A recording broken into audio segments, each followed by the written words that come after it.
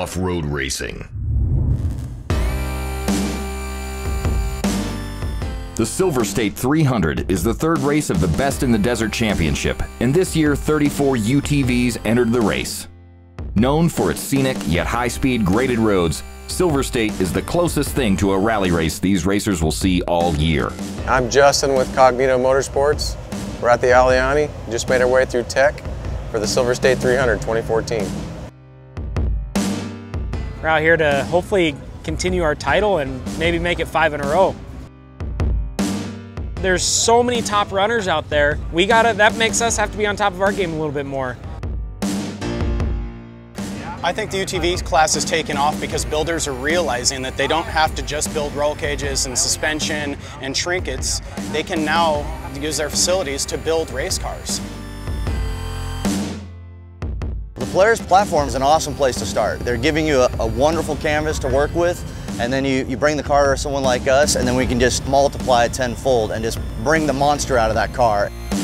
Just had to go with Polaris. It just seemed like they always, maintain top spots in all racing conditions. That's what we started out with, the Polaris platform, and then built from there. Pretty much into the stock Polaris reliability for the motors, so we're stock motor, stock exhaust, got a lot of miles behind stock RZRs, so we think we'll do really good. It's really cool to see the class grow. It's cool to see the different styles and different cars and ingenuity, and that's kind of what off-road racing was all about. Everybody at Polaris follows desert racing. To be such a big player in desert racing at this point, and the UTV class being such a big player like it is, it's just so exciting for the future, what we can do with our platform, as well as what we can do in racing in the Best in the Desert. Coming off back-to-back wins, Jagged X driver Brandon Schuler in the 1919 Polaris RZR drew the #1 starting position, and everyone knew he would be hard to catch. Just gonna race my race, man. It's a long day. That's all you can do in this race. It's a long race, still 300 miles. Got to be there at the end. We're gonna have to watch that a lot. It's dusty. Look at that, I can't even see off the start. Starting 15th position, ready to charge for the front. Halfway through, you think you should be done, and then you realize you're only halfway through. Yeah, I think we underestimate this race every year. Thank you. Thanks, Casey. We're off the line. Forward. Get him.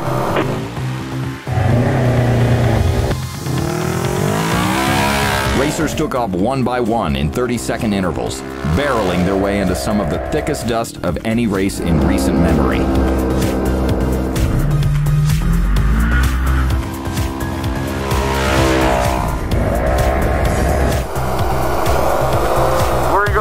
The dust now. My way. There you go.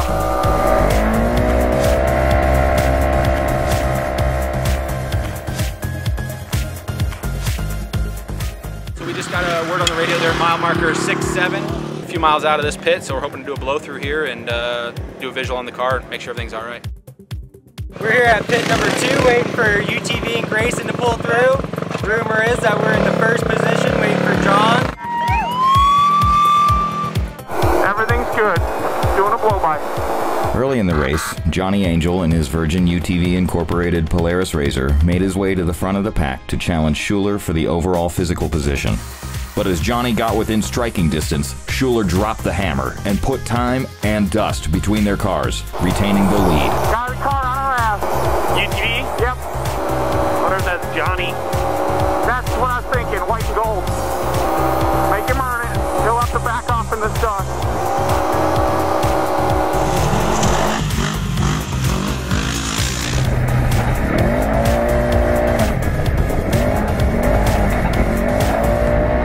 Lambert is about 5 miles out. We're basically waiting to get a thumbs up. If everything's all good, he's going to go through in the new car.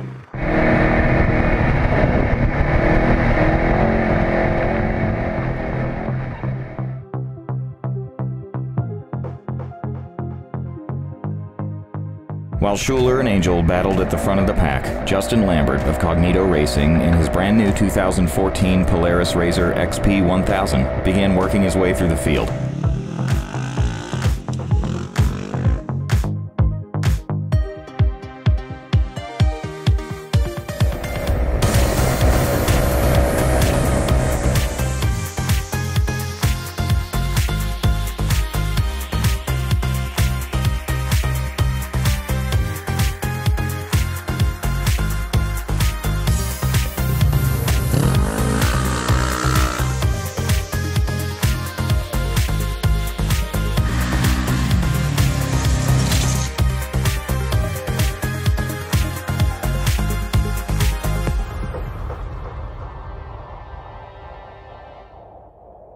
just FYI, yeah, I feel like absolute dog right now. Why is that? I feel like I'm gonna throw up. The heat and dust began to affect Schuler mid-race. Jagged X made a snap decision to switch drivers, and Blake Vandeloo took over for Brandon and made it out of the pit still in first place. 1919 car with Brandon and Blake just came in first, pitted the car. They made a quick driver swap. They just switched positions. We were in and out of here in less than a minute. They still left in first position. That's good for us. Hopefully they keep the clean air and keep on it.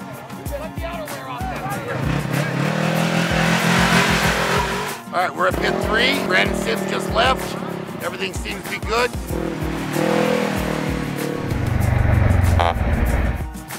Shocks are cold. You guys aren't using them, are you? I think we came in physically in 4th or 5th position. I haven't counted it up yet, and we're out of here. Everything's looking good right now. We're having a good day. Our 1931 car with Craig Scanlon and Keith just came in, gave them fuel. We just gotta hope everything all stays together and take them to the finish, man. We're gonna podium this thing with all Polaris.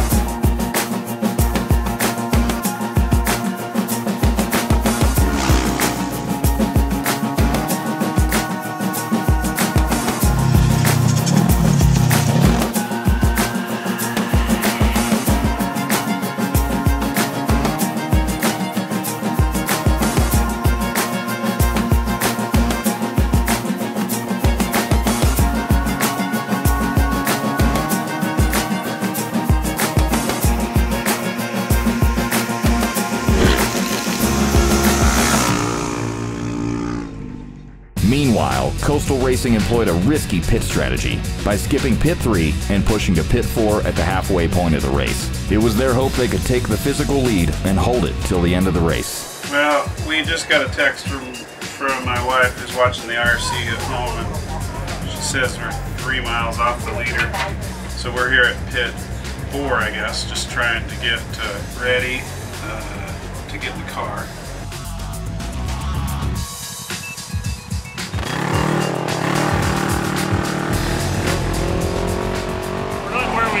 Get the car off the mark, just dust, and just couldn't seem to get in a groove. But it's clearing up out there now, so Mark ought to be able to have a good run the rest of the way to the finish.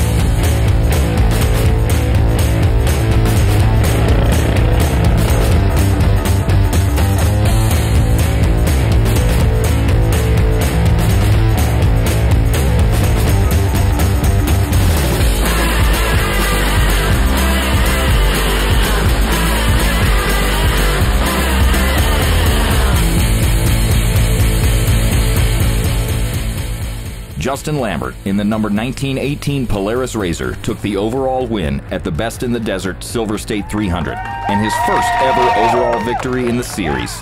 We just won the Silver State 300 in our brand new Polaris XP4 1000. It was a flawless day, no flat tires, no broken wheels, no broken anything. Put fuel in it and ran it. It was awesome. Blake Vandeloo and Brandon Schuler finished second in the number 1919 Jagged X Racing Polaris RZR and retained their overall series lead.